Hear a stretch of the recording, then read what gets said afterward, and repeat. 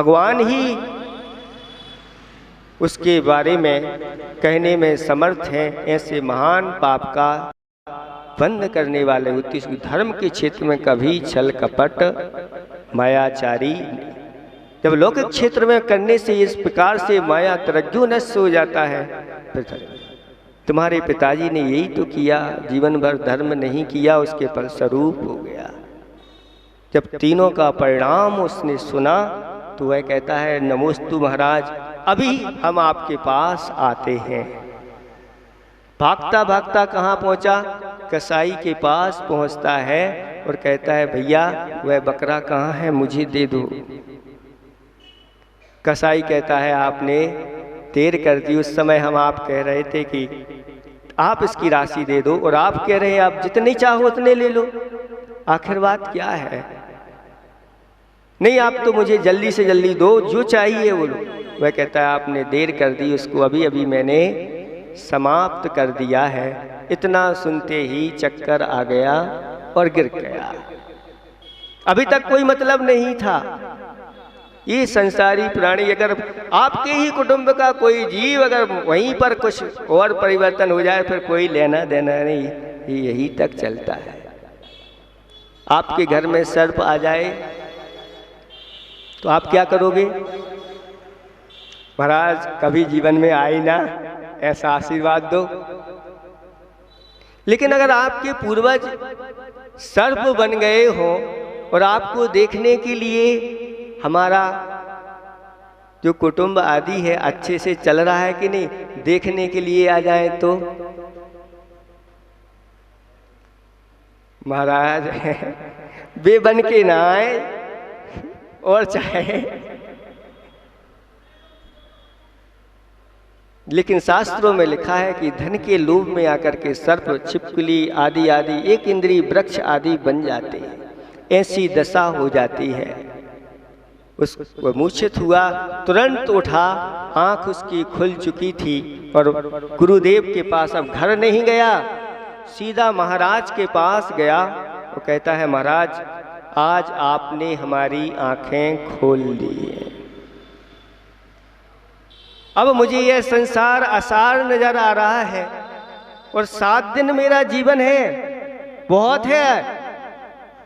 किसी को अगर अपनी मौत का ज्ञान हो जाए कि आज ही मुझे मरना है तो वो संभल जाता है। आपने तो मुझे 7 दिन पहले अवगत करा दिया, अब तो मैं अपना कल्याण करूंगा, मुझे आप धर्म का उपदेश दो और मेरा कल्याण कैसे होगा। तब महाराज ने बहुत अच्छी तरह से 12 भावनाओं का उपदेश दिया।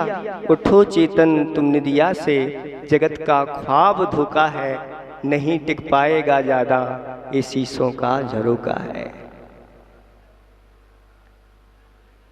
नहीं जब खाल अपनी भी तो फिर एक खोली अपनी क्या, खोल पर ममता की खोलें, ये जग तो खाली खोका है। धर्म बिन जीव दुनिया में नहीं पाता सुखी जीवन, मधुर फल चाखना चाहो धर्म के बीज बोता है। मौत लिए 7 जन्मा तू, मौत लिए 7 जन्मा तू, सजा काटे बुढ़ापे की, निकल बाहर सलाखों से, तुझे तूने ही रोका है। उठो चेतन तुम दुनिया से, जगत का ख्वाब धोखा है। जब 12 भावना का उपदेश दिया, वह कहता है महाराज अब आप मुझे अपने जैसा हमें बना लो, दीक्षा देकर के मेरा कल्याण करो। महाराज ने कहा तथास्तु, और दिगंबरी दीक्षा हो गई, केस लॉन्च हो गए। और उसी समय महाराज के सामने कहते हैं महाराज आज से ही मैं जीवन पर्यंत के लिए 4 प्रकार के अन्न जल का त्याग करता हूँ, आज से ही मेरी संलेखना प्रारंभ। और 5वें दिन उन मुनिराज के सिर में शूल उत्पन्न हुआ, लेकिन उन्होंने बहुत समता के साथ सम सत्तु बंधु बग्गो, सम सुह दुखो पसंस निंद समो, समलोट कंचनो पुण, जीवित मरने समो समड़ो। छिज्जदुआ भिज्जदुआ निज्जदुआ अहव जादु विप्पलियम जम्मा तम्मा गच्छदु तहावी ना परिग्रहो मच्छम। यह छिज जाए भिज जाए कुछ भी हो जाए, शरीर मेरा परिग्रह नहीं हो सकता। ऐसी समता की साथ उन्होंने समाधि मरण को अच्छी तरह से 7वें दिन समाधि मरण करके और स्वर्ग में जाकर के रिद्धिधारी देव बन गए। सल्लेखना के साथ मरण हो गया। ये कथा कितनी मार्मिक है, हमारी आंखें खोलने वाली है। इसलिए हमारे आचार्य भगवंतों ने कहा कि जहाँ नगर नगर में जाओ वर्तमान योग की कथाओं को, तीर्थंकर आदि की कथाओं को इनके सामने रखो। वास्तविकता क्या है, हम क्या कर रहे हैं, और ये अनमोल नर रत्न हमारे लिए मिला है, कहीं हम इसको कागा उड़ाने में तो नहीं फेंक रहे हैं। ये मुझे जीवन नर ऐसा अमृत जैसा मिला है, कहीं हम इसको पैर धोने में तो नहीं कमा रहे हैं। हमें ये चंदन का एक वन मिला है, कहीं हम कोयले के लिए तो नहीं जला रहे हैं।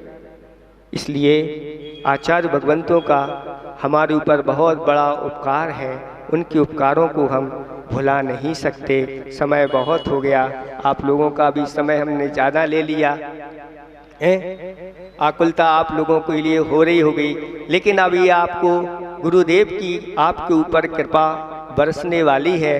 और ऐसे पूज्य प्रशांत सागर जी, निर्वेक सागर जी महाराज पाठशाला वाले महाराज कहलाते हैं और सबको धर्म का उपदेश देने वाले हैं। ऐसे आपको 4 माह निरंतर धर्म का उपदेश मिलना है। आप लोग सारी चीज़ें भुला करके एकता के सूत्र में बंध करके हमें सिर्फ धर्म लाभ लेना है, हमें अपनी आत्मा का कल्याण करना है। ये अगर आपने लक्ष्य बना लिया तो आपका चातुर्मास बहुत अच्छा होगा। साथ साथ में पास में हम भी यहाँ पर हैं। ये क्षेत्र इस तरफ हो गया और ये क्षेत्र इस तरफ हो गया, बीच में टीकमगढ़ है। एक तरफ आपका बड़ा भाई है, एक तरफ छोटा भाई है, लेकिन आचार्य भगवंत की उस पर बहुत अनुकंपा कृपा हुई।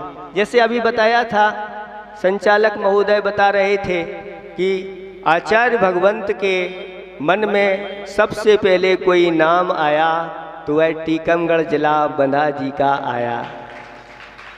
हम लोग तो इंतजार करने वाले थे आचार्य भगवंत का सुत पंचमी के बाद संकेत आएंगे, लेकिन जब आचार्य भगवंत के पास खबर भेजी हम लोगों के लिए अब चतुर्मास चाहिए, तो आचार्य भगवंत कहते हैं उनके लिए तो हमने पहले से ही सोच के रखा है, बंदादी जाना है और वहाँ पर उनको अच्छी तरह से। ये सब गुरुओं की कृपा है। गुरु का वात्सल्य देखो, गुरु की अनुकंपा देखो, गुरु का हृदय देखो कि अपनी सारी शिष्याओं के लिए आपके लिए सौंप दिया, आपकी संतान के लिए सौंप दिया। अगर यह हमारा बीज अगर शुद्ध नहीं रहा, सुरक्षित नहीं रहा, तो फिर धर्म भी सुरक्षित रहने वाला नहीं। उनके अंदर ऐसी करुणा जागी कि ये हमारी शिष्याएं हैं, हम इनको दीक्षा बाद में देंगे, आरिका बाद में बनाएंगे, पहले ये हमारी जैन कुल की संस्कृति बच जाए और अपनी सारी शिष्याओं को आपकी संतान के पढ़ाने के लिए प्रतिभा स्थली में समर्पित कर दिया। कितना बड़ा उनके अंदर उदारता, संतोष। किसी के पास एक शिष्य आ जाती तो जल्दी से जल्दी दीक्षा दे करके अपना बना लिया और कर लिया, लेकिन दूसरों के लिए प्रदान कर देना ये अपने आप में बहुत महत्वपूर्ण है। इनकी उदारता, उनकी विशालता का, उनकी गहराई का कोई पार नहीं है। ऐसे आचार्य भगवंत ने आप सबके ऊपर उपकार किया है कि पंचम काल के अंत तक यह संस्कृति हमारी, आज आप सब समझ रहे हैं कि बाहर जाने वाली बच्चियां, उनकी स्थिति क्या है कॉलेजों में, आप सब समझते हैं, जानते हैं, बताने की कोई आवश्यकता नहीं है। उनको सुरक्षित रखना है। तो ऐसे गुरुदेव के मार्गदर्शन में हमें चलना है, तब जाकर के हम अपने आप को, अपने कुल को अच्छी तरह से सुरक्षित रखेंगे और आगे ये धर्म बढ़ता चला जाएगा। इतना ही हम पर्याप्त समझते हैं। कल का प्रवचन हमारा कहाँ होगा? टीकमगढ़ में तो होगा, ये पक्का है। क्योंकि हमारा बिहार चल रहा है तो यहाँ आगे आगे जो भी कॉलोनी में जहाँ हम पहुँच जाएं वहाँ पर होगा। आप अगर चाहें, अच्छा लगे आपको कि हाँ हमारे हित की बात है, तो आप उसका लाभ जरूर उठाएं। इन्हीं भावना के साथ अहिंसा परमो धर्म की झुका दे शीश श्रद्धा से, झुका दे शीश श्रद्धा से, सोए भाग्य जगते हैं। शीश गुरुवर का तो बिगड़े काम बनते हैं। गुरुदेव की कृपा से क्या नहीं होता बंधुओं, गुरुदेव की कृपा से अचेतन ही नहीं साक्षात चेतन धाम बनते हैं, साक्षात चेतन धाम बनते हैं। ललितपुर के अमित भैया थे और कहने लगे, महाराज एक रास्ते में डोंगरा भी है। दीक्षा के बाद आज पहली बार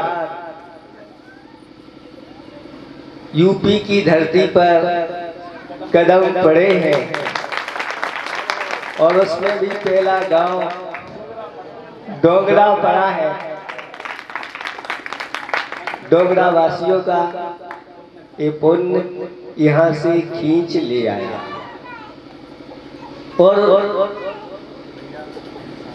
रास्ते में भी डोंगरा के तारीफ लोग कर रहे थे। बड़े बड़े गांव वाले भी डोंगरा की तारीफ कर रहे थे कि डोंगरा के लोग जो है बहुत उत्साही हैं। भले 7-8 घर के हो, लेकिन ऐसा लगता है कि 700-800 घर हो। ऐसे ही उत्साही अभी यहाँ के लोग भी आए थे। कौन सा जहाँ जा रहे हैं ना, मड़ावरा, वहाँ के लोग भी आके तारीफ करने लगे हैं। तो ये लोग पुण्यात्मा पुरुष, क्योंकि जिनके पूर्वजों ने ऐसा सुंदर विशाल मंदिर बनवाया, तो यह भूमि सामान्य भूमि नहीं, बहुत पुण्यशाली भूमि है। किसी ने बताया कि एक बार यहाँ पर आचार्य भगवंत भी आए थे और जब उन्होंने मंदिर के दर्शन किए तो कहते हैं ऐसा मंदिर तो हमने पहली बार देखा। ऐसे बड़े आचार्य भगवंत के मुख से ऐसे शब्द निकले और फिर यहाँ पर आकर के आदिनाथ भगवान के दर्शन किए। अत्यंत प्राचीन 1500 कुछ की प्रशस्ति उस पर लिखी है। शास्त्रों में कहा है कि अगर 100 वर्ष प्राचीन प्रतिमा हो जाए तो वह अतिशयकारी प्रतिमा मानी जाती है, और जहाँ 500 वर्ष प्राचीन प्रतिमा हो गई, 5 गुनी अतिशयकारी यह आपके आदिनाथ भगवान हैं। इनकी आप लोग अच्छी तरह से प्रतिदिन आराधना करो। बहरों को, गूंगों को शब्दामृत और बहरों में शब्दामृत भर देते हैं। दवाई देते नहीं पर रोग सब हर लेते हैं। प्रभु वो दरवेश हैं जो सबकी खबर रखते हैं। ऐसी कुछ पंक्तियां कही गई हैं। भगवान वीतरागी होते हैं, लेकिन ऐसा नहीं कि उनसे हमें कुछ प्राप्त नहीं होता। उनसे क्या प्राप्त नहीं होता जो दुनिया में कहीं प्राप्त नहीं होता, वो ऐसे वीतराग भगवान से प्राप्त हो। ऐसा शुभ अवसर आप लोगों को आ गया है वेदी प्रतिष्ठा का, कमलासन पर विराजमान करने का, ध्वजारोहण का और कलशारोहण का। ये सर्वश्रेष्ठ चीजें कहलाती हैं। कहते हैं जो जिनेंद्र भगवान के शिखर के ऊपर कलशारोहण करता है, फिर वह लोक के अग्रभाग में जाकर के एक दिन बहुत जल्दी विराजमान हो जाता है। क्योंकि ये अग्रभाग है और 3 लोक के नाथ के जिनालय का अग्रभाग है। भगवान की ऐसी कृपा अनुकंपा उसके ऊपर हो जाती है, ऐसा पुण्य का संचय कर लेता है। तो जिनेंद्र भगवान के शिखर के ऊपर ध्वजा पताका फहराता है, वह एक छत्र ध्वजा उसकी सभी जगह विजय की ध्वजा फहराती रहती, कहीं हारता नहीं। जो जिनेंद्र भगवान को ऐसे कमलासन पर बैठाता है उसको दिव्य सिंहासन, सामान्य सिंहासन नहीं, दिव्य सिंहासन प्राप्त होते हैं, ऐसी ये महिमा है।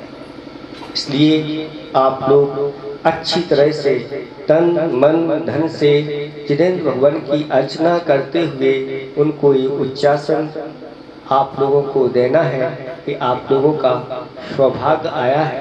साथ साथ में गुरुदेव का हमारे लिए संकेत हुआ है बिहार का, कहाँ पर, बदाजी क्षेत्र की ओर। और ये बदाजी क्षेत्र में भी अतिशयकारी अजितनाथ भगवान हैं। 1000 वर्ष प्राचीन महाराज बता रहे, हम तो गए नहीं हैं, पहली बार वहां के भी हमें दर्शन होंगे। लेकिन ऐसा सुना है कि आचार्य भगवंत ने कहा था कि पहली प्रतिमा बड़े बाबा की है जो बोलती है, तो दूसरी प्रतिमा बंधाजी की है जो बिल्कुल हूबहू बोलने वाली प्रतिमा है। ऐसी अद्वितीय प्रतिमा के दर्शन करते हुए आचार्य भगवंत के अंदर ऐसी भावना जागृत हुई कि यहाँ पर बंधाजी में 24 रजत खड़गासन प्रतिमाओं की 24 बने। अभी तक इतनी ऐसी रजत की खड़गासन 24 कहीं नहीं है। आचार्य भगवंत के अंदर वो भाव आए और उस क्षेत्र से, ये सब आप लोगों के क्षेत्र हैं, सबको डोंगरा वालों को भी उस क्षेत्र से जुड़ना है। डोंगरा का भी नाम आ जाए कि यहाँ से भी लोग दान के क्षेत्र में जुड़े हुए। ललितपुर तो पास में है ही, टीकमगढ़ है, आदि आदि, लेकिन एक छोटा सा डोंगरा भी यहाँ से, वहाँ पर सहस्त्रकूट में 1008 प्रतिमाएं विराजमान होना है और सभी जगह से सभी लोगों की भावनाएं गांव-गांव नगर-नगर से उसमें जुड़ना है। कम से कम डोंगरा से भी 1-2 नाम ऐसे पहुँचे कि वहाँ पर सहस्त्रकूट में यहाँ के भी भगवान विराजमान हुई। हजारों वर्षों तक के लिए वह सहस्त्रकूट और उसमें रहने वाली ये दिव्य प्रतिमाएं रहेंगी जो धातुमय रहेंगी। गुरुदेव की कृपा आप लोगों के ऊपर हुई है। समय बहुत हो गया है, आप लोगों को आगे के कार्य भी देखना है, इसलिए आप लोगों को इस कार्यक्रम के लिए हमारा दोनों हाथों से आशीर्वाद है। आप लोग अच्छी तरह से इस कार्य को संपन्न करें। इन्हीं भावना के साथ अहिंसा परमो धर्म की